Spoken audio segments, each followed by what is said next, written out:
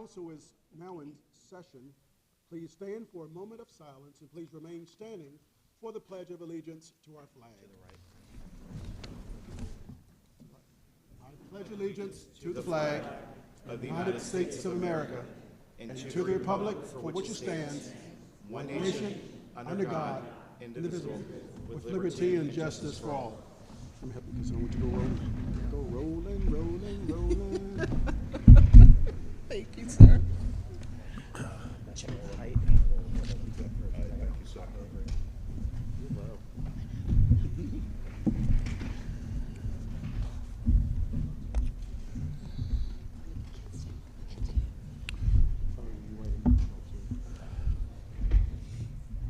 Good evening. This is a public hearing for the proposed operating and capital improvement program budgets for fiscal year July 1, 2025 through June 30th, 2026.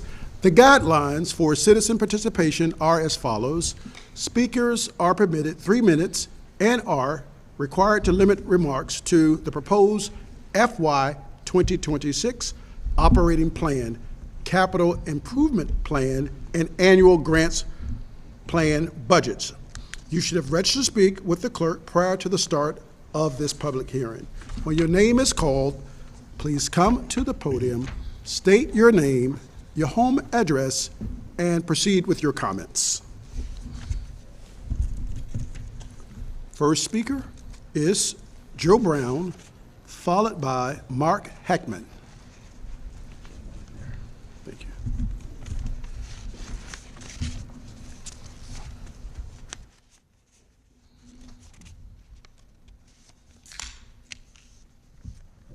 Good evening. My name is Joseph Brown of Wellsbury Drive, Virginia Beach. Mr. Mayor, members of council, thank you for the opportunity to speak about the proposed budget and how it affects Norfolk Police Department. My name is Joseph Brown. I'm a Master Police Officer with the Harbor Patrol Dive Team and the Senior Vice President of the Norfolk Chapter of Virginia Police Benevolent Association. Representatives from the Police Benevolent Association, the FOP, and the MPD command staff have reviewed the proposed pay plan. We've also met with the city manager, finance, and HR. Our feedback focused on one key issue. We believe the plan falls short when it comes to our master police officers. The city manager was open to that feedback and agreed to a second meeting, which we appreciated. In that second meeting, we presented an alternative plan. It directly addressed pay compression and their career path for master police officers. It was a productive discussion. Mr. Mayor, if the concerns raised in the meeting are resolved, I believe we'll have a competitive plan that officers can support and grow with. Just a few years ago, we stood here requesting competitive compensation and that compression be addressed.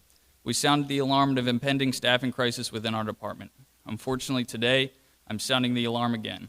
We see the same warning signs we saw just before. A few years ago, we lost approximately 200 officers within our department. Many of them were to surrounding jurisdictions. Losing that many officers took a toll on the city and the department. Response times grew to hours, and residents consistently expressed their frustration calling for help, only for the police to show up hours later or not at all. Morale within the department plummeted. Officers are unable to take leave or family vacations and have been mandated to work during their time off to support the numerous special events and parades throughout the city. We never recuperated those officers. What's the difference this time? You might ask. This time we cannot afford to lose 200 officers. This time we cannot afford to lose even 20 officers. The city of Norfolk itself has a bright future. The Carnival Sunshine cruise ship is now home ported at the Half Moon Terminal. The casino has recently broken ground and construction is underway. Norfolk International Airport is expanding one of its terminals. Tourism is beginning to boom in Norfolk. Just last week, Mayor Alexander spoke on a decrease in crime, 20% decrease in violent crime, and a 12% decrease in homicides. He promoted and supported public safety across Norfolk. He outlined plans to push the city into a successful future. All of these projects rely on public safety. We cannot continue to do more with less. As Chief Talbot has said, Norfolk is the toughest city in the region to police, and our pay needs to reflect that. Compensation and staffing are not our only concerns. Facilities and equipment have continuously been neglected for proper replacement. Hundreds of cameras have been installed across the city, and a real-time crime center has been created. Meanwhile, our investigators, dispatchers, and many of our civilian staff continue to reside in a facility that was temporary 30 years ago. Our facilities consistently have air conditioning and plumbing issues. A police facility must be included in upcoming capital improvement budgets. Our goal is simple: to support the city while providing the best service to Norfolk residents. We handle a high volume of calls, staff city events, and keep the city safe for residents and visitors. Thank you. Thank you, Officer Brown.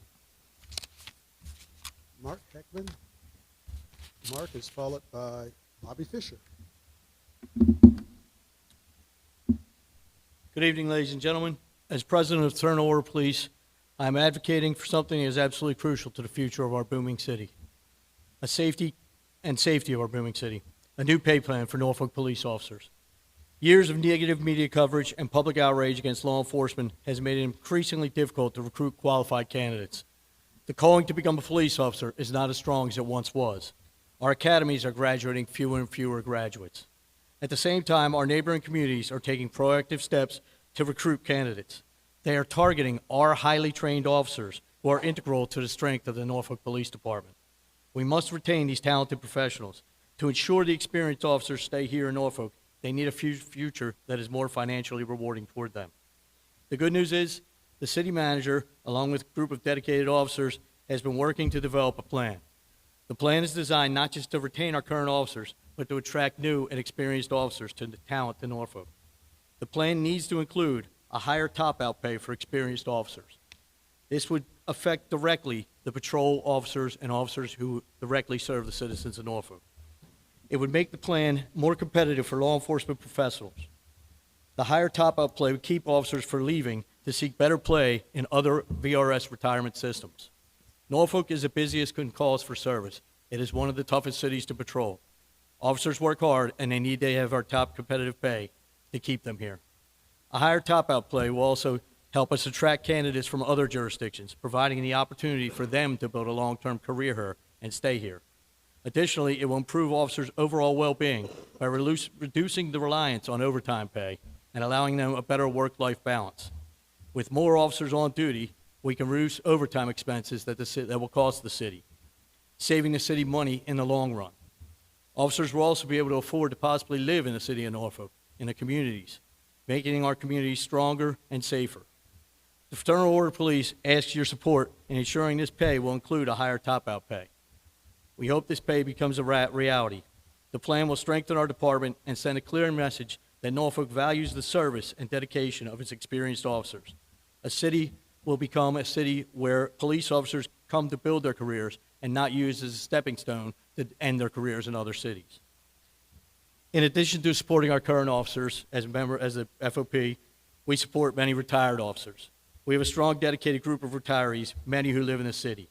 They are men and women that served our city with honor for over 25 years. While state and federal governments provide an annual cost of living increase, Norfolk has only given 2 cost of living increase in the last 25 years. $45,000 in 2005 is not what it is today. It would be worth $75,000, yet they are still only making about $47,000. These individuals gave their best lives to the city of Norfolk. They deserve better. I urge you to consider the importance of these issues. Thank you for your time and consideration. Thank you. Bobby Fisher, followed by Gene Swartz. Thank you. Ladies and gentlemen, I suspect the ones of you who know me and have seen me for the past 3 years could probably write my speech tonight. But unfortunately, you haven't. So I'm here as president of the Friends of the Norfolk Public Library, and I have good news, and that's that libraries are strong again. In the last year, we had 500,000 people visit our various branches, and that is really, really good news. And a lot of it has to do with our own advocacy efforts and, of course, the work you all have done to try to support the libraries. I promise you, I am not going to be the first person to come up here tonight to use the expression, we are living in uncertain times. None of us knows who's going to have what money to distribute among any people, and everybody who comes up here is going to want to have as much of that money as you can give us. The libraries, we're living in a time, and I don't have exact figures, but we do know that in the city of Norfolk, right around 50% of the population does not have access to the internet. When children go to the library, they not only can work on computers to do their homework, they have access to the internet as many times as they want to go to the libraries, but they can only go to the libraries when the libraries are open. We constantly come up here and say, please open our libraries on Saturday so the children who don't have access can go and do their homework, do their schoolwork, do research, and learn everything they can learn from a computer that they don't have in their homes.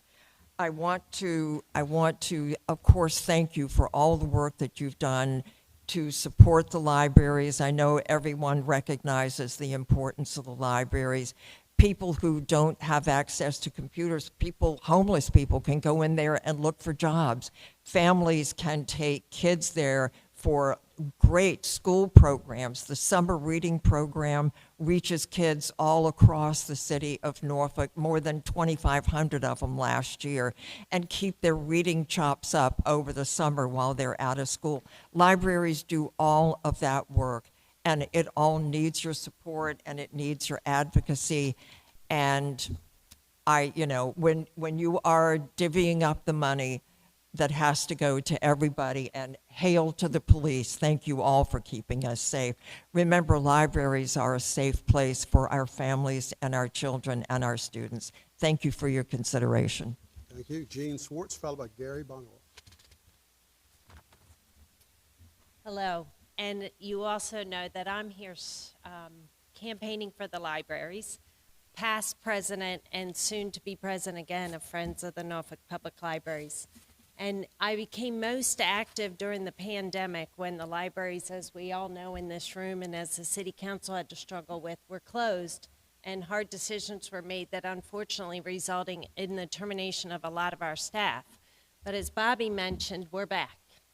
The library is thriving, the number of visitors are there, the number of programs have increased, and I want to applaud you for the investment in the Norfolk Fitness and Wellness Center on Newport Avenue.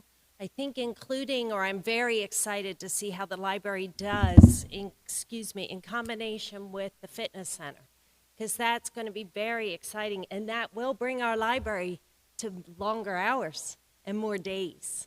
And so then we're extremely excited after listening to the city address last week, with the announcement that another one of these types of locations is in the works or in the planning for the military circle area. And certainly that community has been asking for that type of investment. So I look forward to even being involved as the surveys go out and things, to ask for input about and for what we might learn from the Newport Avenue facility to see how to make that community center impact the city. So as Bobby mentioned, and we come upon potentially recession now, and we're going to have, I'm sure you're going to look at shrinking budgets, if not this year, but next year, and you look at this, I hope that we can consider and continue to think of libraries as a place that has to be in each community and a place that the city can use, because we have so many branches in the communities,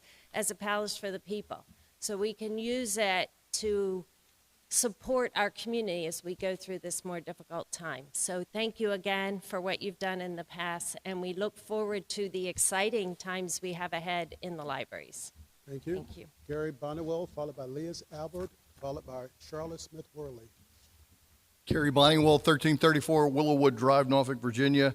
I want to thank everybody on the dais for your time and your commitment to the city of Norfolk. Your service is greatly appreciated. Mr. Mayor, I do apologize for missing your State of the City the other day, but tickets sold out too quick. You're too popular. So I want to thank you for allowing me to at least watch it on television. So thank you very much. I am chair of the General MacArthur Foundation. I come here on behalf of the foundation. Regrettably, our new director, Major General Joe Reyes, couldn't make it tonight. It's his wife's birthday, so I hope you all will forgive him for that.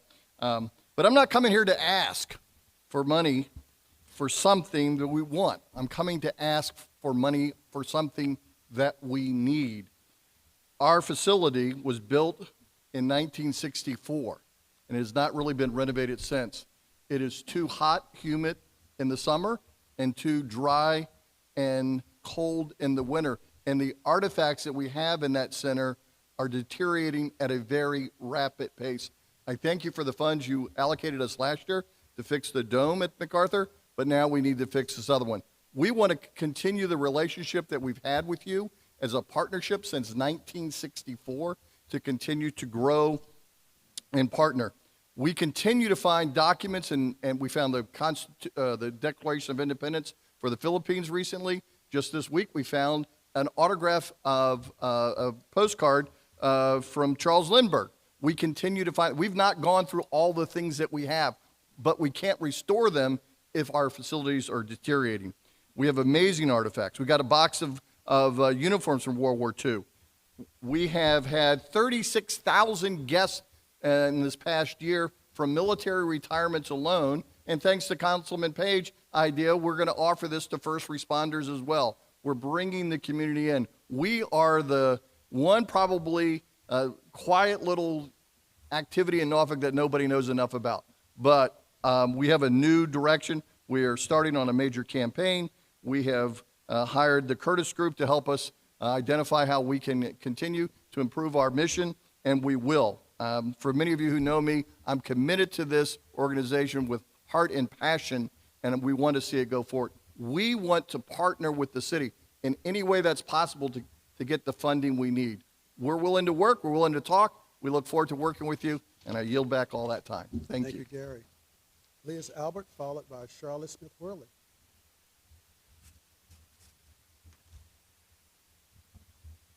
Hello, my name is Liz Albert. I live at 5905 Appleton Drive. I'd like to thank you for listening to me yesterday concerning the East Side Rec Center. I understand that we can't put the full amount in the budget, but if we can put something in there as a placeholder, the Norfolk Fitness and Wellness Center in fiscal year 2022 got $4 million for planning and design.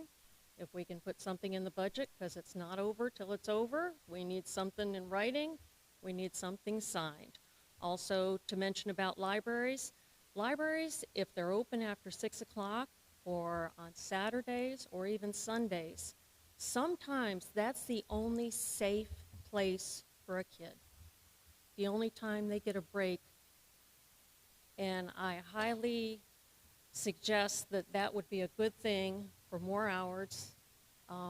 There's a lot of things in the budget, 638 pages, it's a lot. And it seems like it's a bunch of, like when you go to the hospital, every doctor adds something to it, but nobody takes anything away. And we need to take some of the money out of the budget. Some things shouldn't be there anymore. Just because an organization gets it one time doesn't mean they need to get it another time. And more raises, more police, and more police, especially around Military Circle Mall. Thank you. Thank you. Charlotte Smith Worley, followed by Jay Boone. Good evening, Mayor Alexander, City Council, and Mr. Roberts. My name is Charlotte Smith Worley. I live at 1188 Kempsville Road.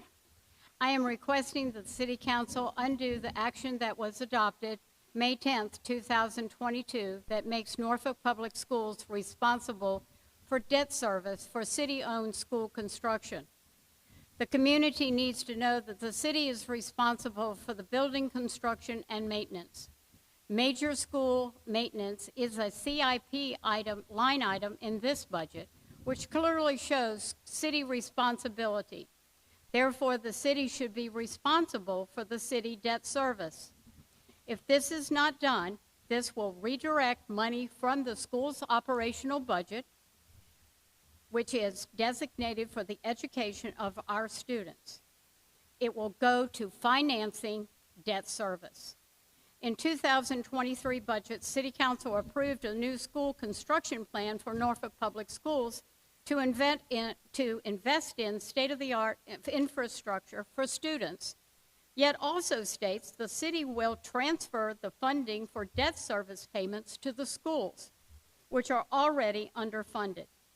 In 2008, I stood before a different council and a different mayor, wearing this T-shirt, and asked for our schools not to be ignored. Citizens asked for more to be spent on our dilapidated schools, yet nothing changed. With you, Mayor Alexander, and strong leadership of Dr. Birdsong, things have changed for the better.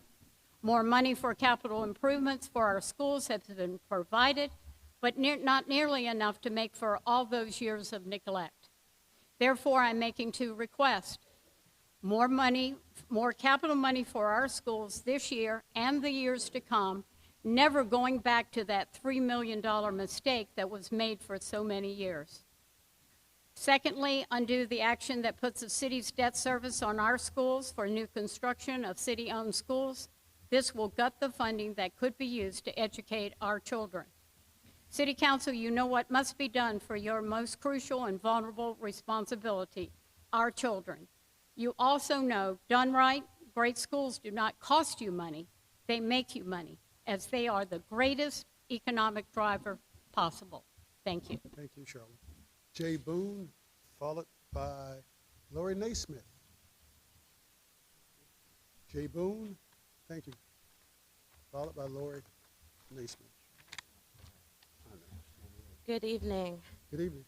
My name is Jay Boone, and I'm here on behalf of the Norfolk Food Policy Council to advocate for food access in the fiscal year budget, because food is the one essential that connects us all.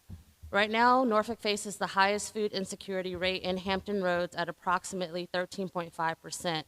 Nearly 1 in 6 children in our city goes hungry. That's not just a statistic, that's a warning bell. The fiscal year budget proposal outlines important investments in community development and resilience, but what's missing is a targeted strategic commitment to one of the city's most urgent and solvable issues, food access. We are calling for the $287,000 allocation to the Nutrition Equity Fund, which was first put aside in 2022. This funding will activate a community-led plan already in motion, with the Norfolk Food Policy Council leading the charge. This investment would support year-round farmers markets across the city, boosting access to healthy food while strengthening our local economy, community-owned grocery store co-ops, keeping dollars in our neighborhoods, and giving residents more control over their food systems. Grants to local nonprofits and grassroots partners supporting programs that teach food education, gardening, and nutrition. This plan is also a direct opportunity to align with and support Norfolk's green infrastructure plan. By collaborating with the Norfolk Food Policy Council, the city can use these funds to strengthen green jobs, urban agriculture, and sustainable food systems, advancing Norfolk in being the greenest and most economically impressive city in Hampton Roads. This isn't a food issue. It's about health, jobs, climate resistance, and economic justice. This is about showing Norfolk's residents that we see them, that we're investing in their future, and that we're committed to long-term solutions. A $287,000 investment today creates pathways to food security, small business growth, and thriving local economy tomorrow. Let's budget with vision, let's lead with purpose, let's feed Norfolk and build the future our city deserves. Thank you. Lori Naismith. Tierra Lassiter. Tierra Lassiter will be followed by Philip Hawkins Jr.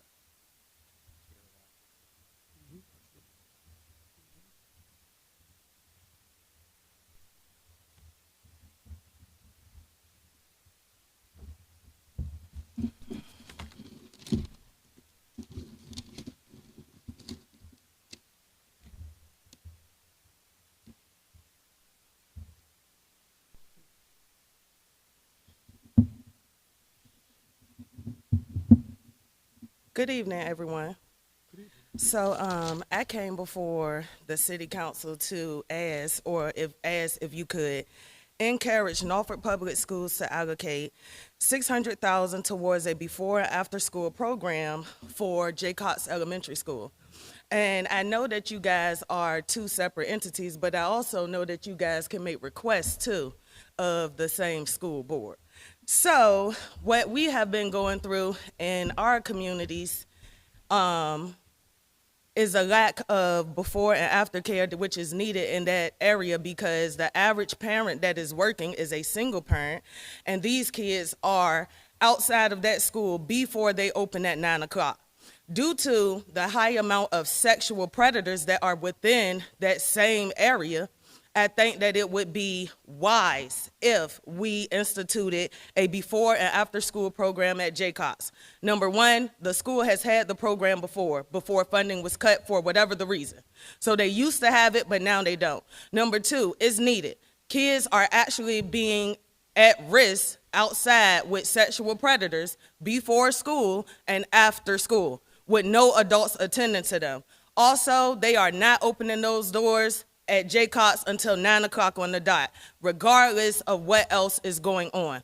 So to protect all of these little kids who go to this school in total, we need to do this. Now, granted, it may not be one of the most top priority schools. It's definitely not a Maury, but there are kids, and what I mean by our kids, I mean low-income children. Majority of them are black, and we care about them. We care if a pervert is snatching them up. We do. We care about our kids. And I know I come down here often to speak, and I don't always have everybody's attention on the board, and that's fine. But behind these kids, I should, because they're innocent. They have done no wrong in it all. And they deserve to have somewhere safe where they can go and wait until they can actually get into school. I mean, this can be preventative for a possible sexual assault, given the climate that it's in. This could actually prevent somebody's child from wandering off, getting hit by a car, or doing whatever kids do when they are unattended, and especially on school grounds. So I have made the same statement in a roundabout way at the school board as well, and it was not taken seriously, but I hope that they're taking it seriously now, because I've already mentioned the funding discrimination that I felt like is going on within the Norfolk Public School system anyway, meaning that this classism that I'm seeing with this funding, majority of the funding is going towards schools where there are primarily white schools and predominantly well-to-do areas, like Maury, like Ghent Elementary. But the schools who are going missed are like P.B. Young's and Jaycox, and we must do better. Thank you. Philip Hawkins Jr., followed by Nicole Davis.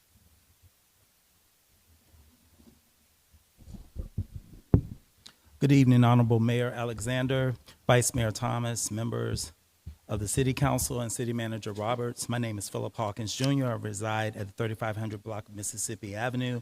I'm a proud lifelong resident of Norfolk, an educator with Norfolk Public Schools, and I have served as a member of the Norfolk 2050 Advisory Committee and now the newly formed School Board Education Facilities Planning Advisory Committee. Tonight I speak as an individual. However, I also speak on behalf of the residents and stakeholders and leaders of the Ingleside Civic League and our community, and our president, Shirley Smith, who is unable to be with us tonight. As we prepare to examine and review priorities for the fiscal year 26 budget for the city of Norfolk, the Ingleside Civic League, with support from community stakeholders, have reviewed and refreshed the following top 5 neighborhood priorities for Ingleside's 2-year neighborhood strategic goals plan shared with the Norfolk City Council in July of 2022. Thank you for including funding last year in the fiscal 25 budget to reopen the Ingleside Recreation Center and the community gym after being closed for 4 years. And now we do need some more support from the city. We know that times are challenging and they're going to become more challenging. However, we would ask that you would re-examine and review that plan. We are in the process of refreshing that plan now, and we have submitted to you. I did send an email on behalf of the Civic League with the permission from the board, those 5 priorities that we're looking at for the fiscal year 26, which would include looking at, for number 1, it would be infrastructure improvements, the flooding that's still existing in our community. It's listed there. Goals priority 2 would be improvement to our schools, all of our Norfolk public schools, but especially those that feed through our communities. That would include Ingleside Elementary School and Booker T. Washington High School. There are items in the budget that were proposed from the superintendent's budget. We do fully support her proposed budget to be adopted, but we want to do more. Also for goals, priority number 3, expanding recreational amenities. The centers are open now, however, there's no programming. We do need more funding. We need more staff, and that goes back to salaries. I heard that 2.5% is not enough if we're going to attract and retain the best and the brightest people to serve our citizens in our city. So I do ask that you would look at matching what Norfolk schools are offering as well. They are trying to right size the district, but we also need to make sure we're funding salaries, and we're also funding capital improvement projects. Priority 4 would be housing and codes enforcement. The Ingleside community is asking for more codes enforcement. And the other items have been listed for requests that have been sent to you. Thank you so much. Nicole Davis, followed by Keenan Baskerville.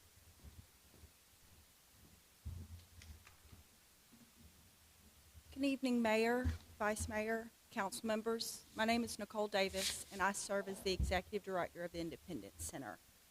I want to begin by sincerely thanking the City of Norfolk for your continued support and investment in the work that we do.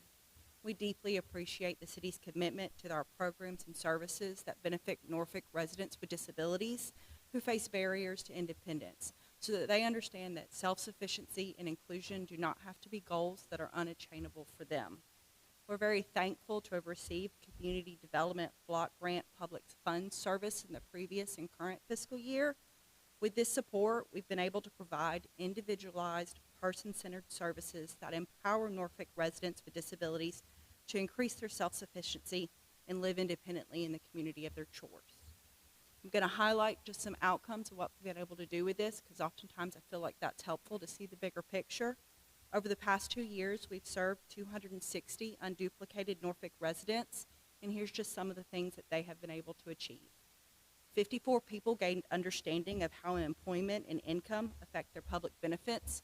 Knowledge is power, and understanding what that means oftentimes empowers them to take the next step. 25 individuals received assistance to not only find but maintain employment. That is huge. That allows them to go further. As a person with a disability, I know how hard it can be to find employment, and these are steps that shouldn't be looked at lightly. 49 people accessed housing supports, with 8 obtaining stable housing, and you and I know that's nothing to shake a stick at. 30 individuals were supported to receive home modifications that allowed them to stay in their homes, so that they weren't concerned about the ability to use a bathroom being a barrier that would one day result in them maybe having to live in an institution. No one should be scared about being able to enter, exit, or even use their own bathroom. 18 youth received life support so they could figure out how to plan once high school ends. One day that school bus will stop, and being able to come to an agency that works with them to feel confident about the next steps is huge. And 68 individuals just worked towards goals that help them feel more secure, such as budgeting, managing their health, understanding what their rights were, and figuring out how to be engaged in their own communities. These outcomes reflect not only numbers, but lives changed. People with disabilities who are now more confident, better equipped, and more connected to their community, thanks to your investment in our work. Our staff ensure that people feel supported, not rushed, and that the goals are their voices, and that is what is the constant center of our organization. I want to thank you for your partnership, and your continued funding allows us to grow this impact and ensure that every Norfolk resident with a disability has the opportunity to live with dignity, choice, and independence. I thank you for your time. Thank you. Keenan Baskerville, followed by Carla Poole.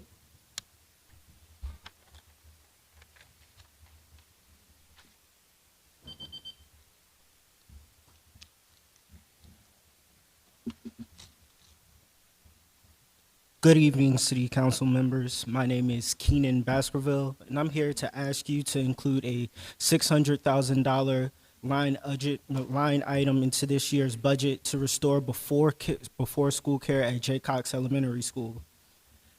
This isn't a new program we're asking for. It's a reinstatement of what existed before COVID and what families have been trying to navigate without ever since. J. Cox opens its doors at 9 a.m. That's the latest start time in the city. That's the 4th stagger. That means students, some as young as 5 or 6 years old, are left outside unsupervised in the morning. If you're a parent of a child too young to take themselves unsupervised, you have to choose between going to work on time or your child's education, which is a choice no family should have to make in 2025. Jaycox is a part of Norfolk's EELC program, an effort that's supposed to emphasize equity and community voice. And yet, while other schools with earlier start times that aren't even EELCs have access to before-school care, Jaycox does not. So let me ask you, what message does that send? Since last April, I've spoken with nearly 250 parents and community members. 170 of those parents I interviewed said that the biggest and most immediate need for their children is out-of-school time care, before and after school. Families feel like they've been left behind, and in fact, one parent told me, and I quote, "I had to cut my hours at work to part-time just so I could drop my child off and pick them up on time. It's made it harder to pay rent or even feed my kids," end quote. That's not just an inconvenience. That's a crisis. When I was growing up here in Norfolk, both of my parents served in the military. My mom had to drop me off around 7:30 in the morning and make it to work. Fortunately, Ingleside's morning program welcomed me and other students that helped us ease into the school day. Programs like free gym and library time that gave me a head start and made me love reading and making friends in the morning. Jaycox students deserve the same kind of opportunities. That kind of care made a difference. It gave me structure, safety, and the confidence to learn. Every child deserves that kind of start. This $600,000 I'm asking for is not just an investment that would fund staffing, programming, and supplies. In the short term, it means parents can work more and students are safer and better prepared for class. In the long term, it'll support better attendance, higher literacy rates, and stronger community engagement. It's not just an expense. This is an opportunity to put your money where your heart is. If you all refuse to fund this program, it sends a message that equity is just another buzzword and that families... Sir, your time has expired. Thank you. Thank you. Carl Poole, followed by Elise McMath is following Carl Poole.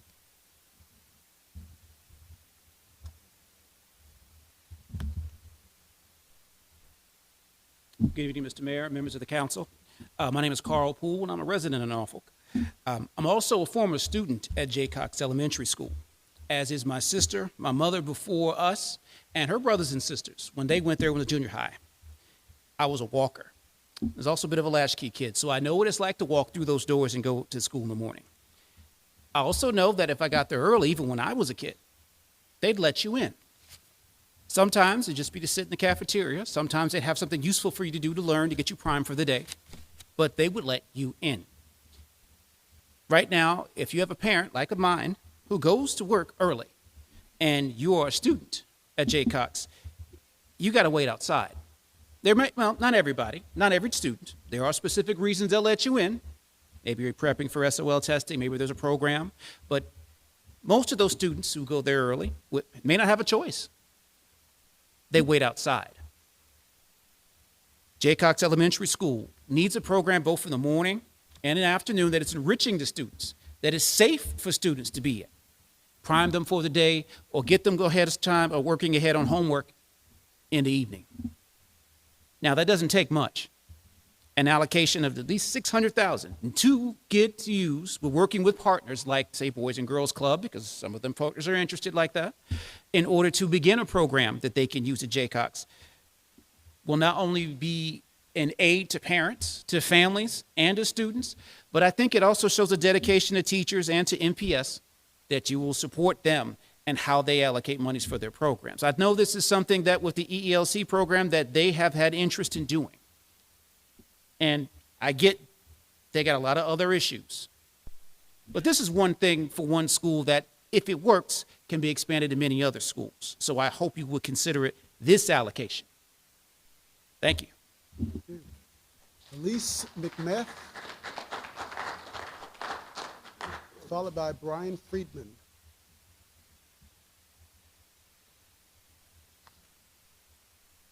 Good evening, members of City Council. My name is Elise McMath. I'm here tonight representing New Virginia Majority to advocate for the inclusion of $600,000 in the budget to fund before and after care program at Jaycox Elementary that's accessible to all students, regardless of criteria or circumstance. As you've heard tonight, Jaycox is part of the 4th staggered start time, with doors not opening until 9 a.m. This leaves children as young as 6 and 7 unsupervised, creating a serious safety risk in our community.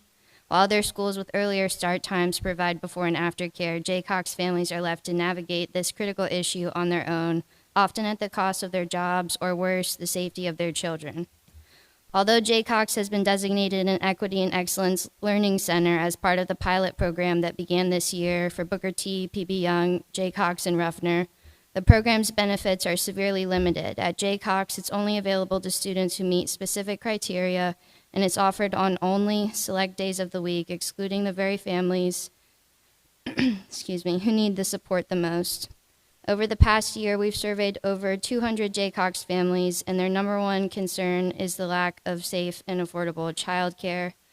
I, too, am the product of a before and after care program. While I went to Virginia Beach City Public Schools, I attended before and after care at W.T. Cook Elementary, and despite all the chaos going on at home, school was a very calm place where I could excel, and everything felt under control. And I know that investing in these socioeconomic factors can create a real difference for the future of the children in our city, but also the future of the city of Norfolk, and attract more people to want to come and live here, send their kids to our schools, increase enrollment.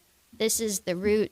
We're getting at the heart of the issue here. If we don't address the root cause, we're really just putting a bandage on a severed appendage. So I hope you all see the value in this program, and I hope you'll consider funding it. Thank you. Brian Friedman, followed by Christy Hall.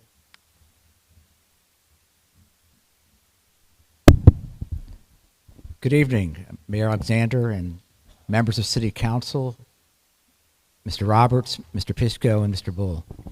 And thanks for having me at this public hearing this evening. My name is Brian Neal Friedman. I'm Brian. I live at 5416 Studley Avenue in Larchmont. I am a founding member of a newly emerging nonprofit, the Friends of Lamberts Point City Park.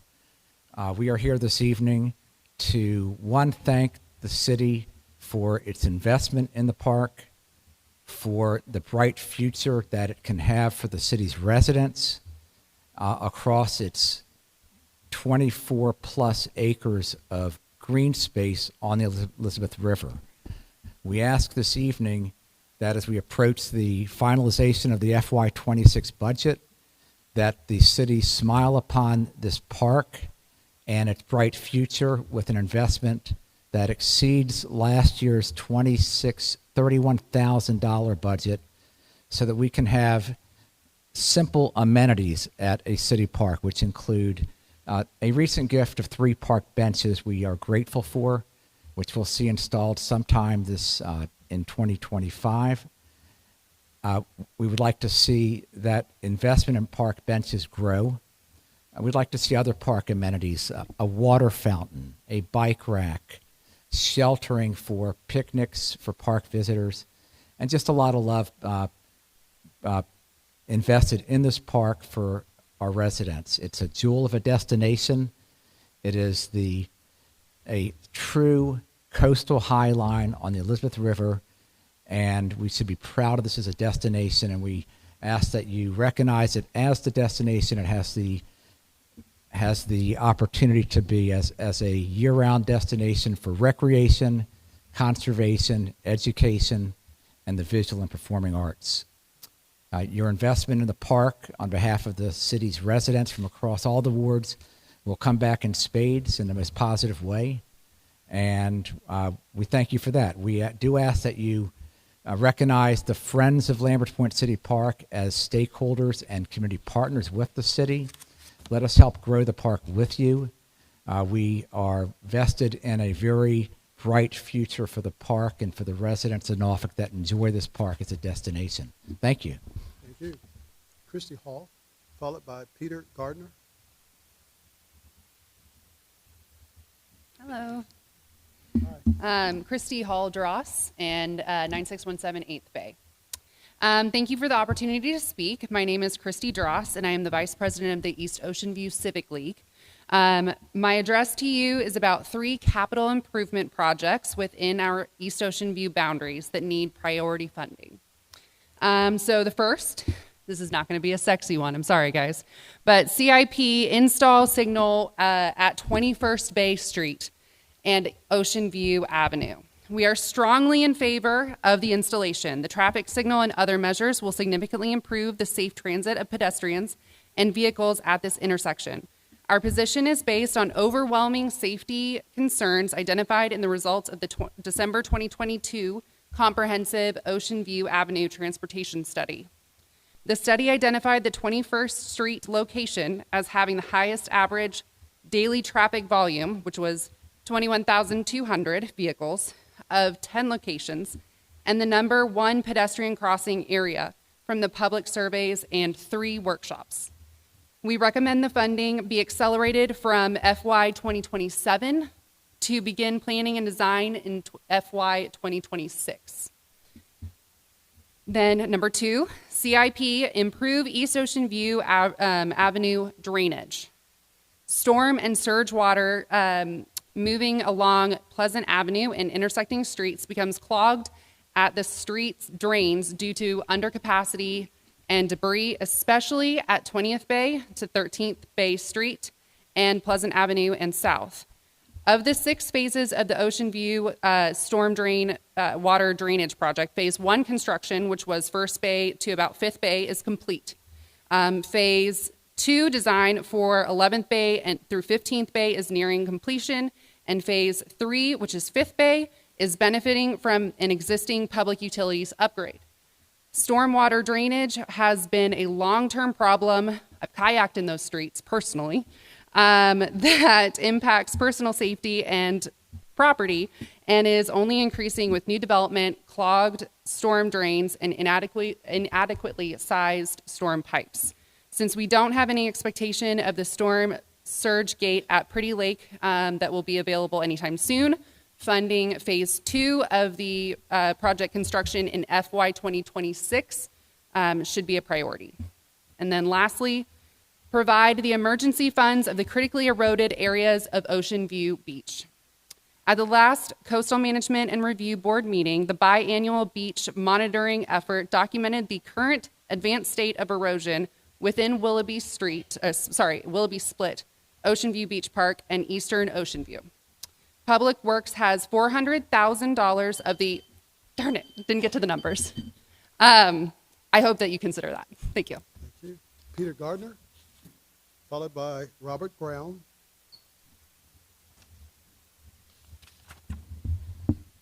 Good evening, Mayor, Vice Mayor, Council.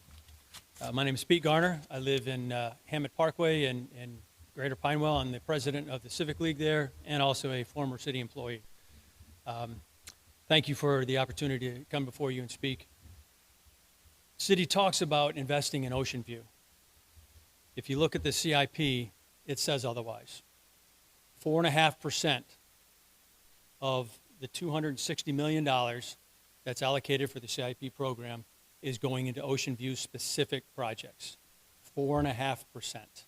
That's embarrassing almost. We ask that you take a look at if you're going to push Ocean View as a destination, as investing in Ocean View, that the budget shows that. There's minimal infrastructure work that's going to be happening in Ocean View. There are citywide projects, but I can pretty much guarantee that the same percentage will be allocated for Ocean View in those citywide projects as well, a mere 4 to 5%. There's no mention of pedestrian safety. Ocean View Avenue crosswalks, sidewalks are dangerous. No mention of any Northside Park upgrades. Expanding beach parking, there's only 417 parking spaces to accommodate all the people that want to come and enjoy the 7.5 miles of beaches that we have in Ocean View, that's not enough. We need to have economic and commercial development plan for Ocean View, expanding the tourism of Ocean View. Short-term rentals, taxes, we'd like to see that come back to Ocean View. Most of the short-term rentals are in Ocean View. But where does that money go? It doesn't come back to Ocean View. And we'd like to make sure that there is a healthy balance of short-term rentals in Ocean View and throughout the city, rather than being too many and making it an unhealthy situation. Again, looking at the overall CIP, 4.5%, $260 million, and Ocean View is getting $12 million. That doesn't seem fair, and it doesn't seem to coincide with trying to invest in Ocean View. Thank you for your time. Thank you.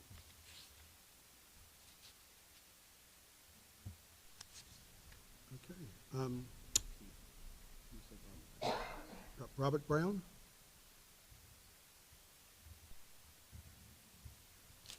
Robert Brown? Dante Jordan?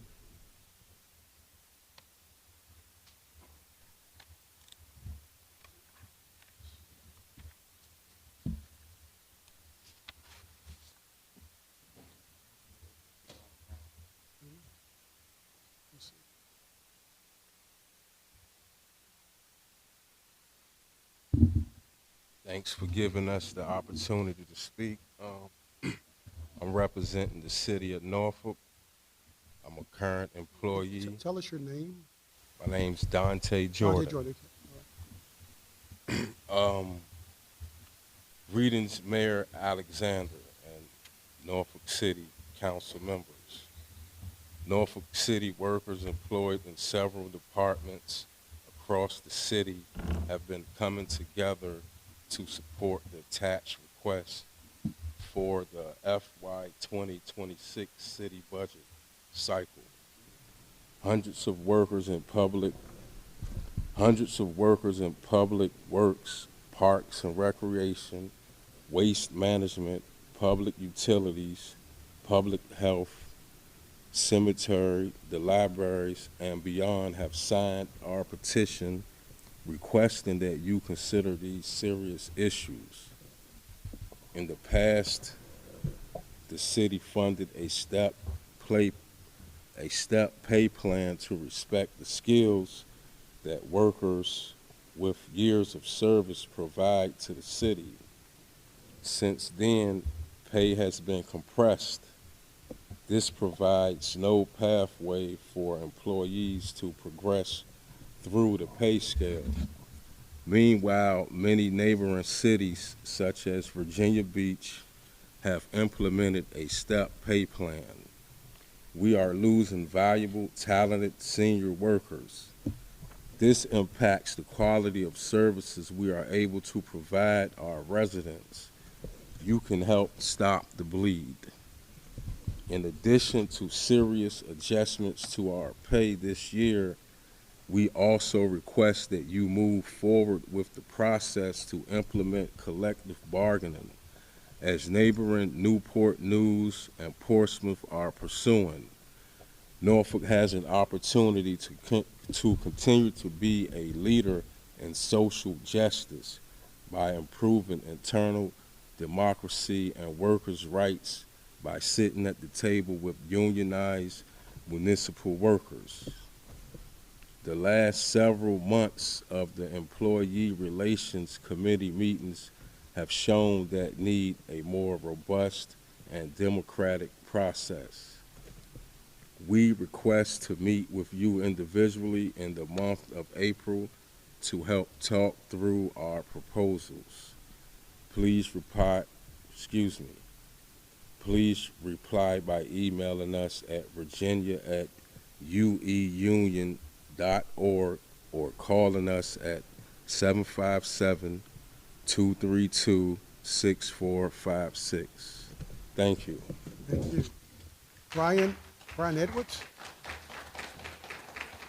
Brian Edwards? Brian Edwards? Robert, so you're Robert Brown? Oh, please come. I called you earlier. Please come.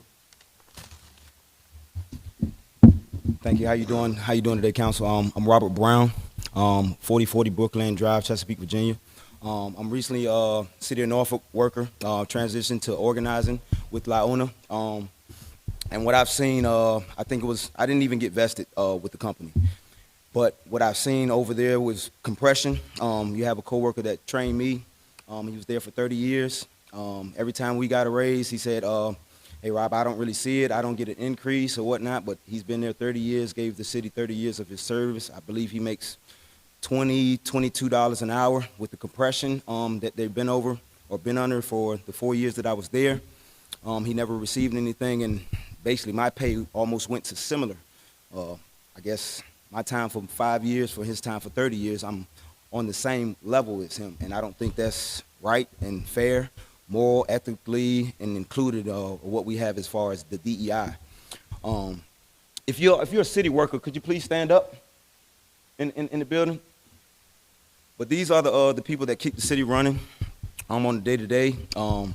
They work in hazardous conditions, especially the waste management department and the wastewater department in my division. They work in sewer, basically the defecation and whatnot. So, and there is an individual that basically has a medical condition from working in the wastewater. He's from the wastewater division department, and he's recently losing his hearing as well. So just bringing those issues and understanding like me, I just want to elevate myself and continue to educate myself, but I came from the private public sector, building pools, and I came there, with the benefits and everything, but as far as the pay, my pay significantly decreased, and I came under a compression. The pay scale was $12.73 in 2020. I got there, and it was a 10% increase that I got. I thought it was just on the knowledge or the experience that I had coming from the pool industry, but no, it was a compression. They needed workers like myself, so they paid me more than people that was working there for 20, 25 years like Rico. So I thought that was kind of a smack in his face, for me coming in there. And he trained me and taught me everything he knows so eloquently, and just with the level of care. So with collective bargaining becoming legal in 2020, I didn't know. My mother, she's a retired teacher, but she informed me that, son, nope, there was no unions here. That was in Memphis, Tennessee, where we were.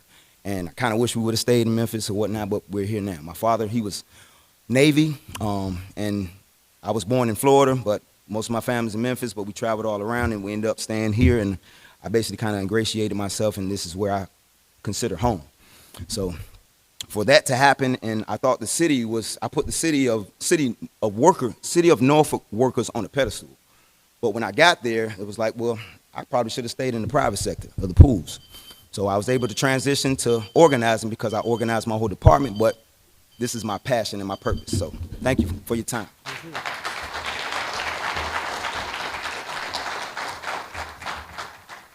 Brian Edwards.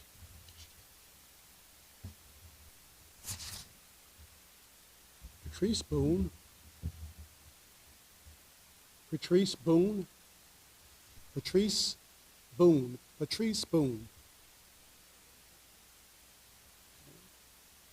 So no Brian Edwards, no Patrice Boone, okay. Clifford Johnson.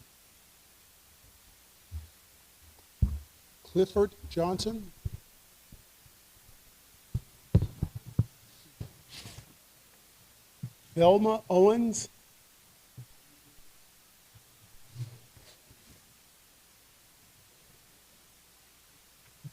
Roman Grande.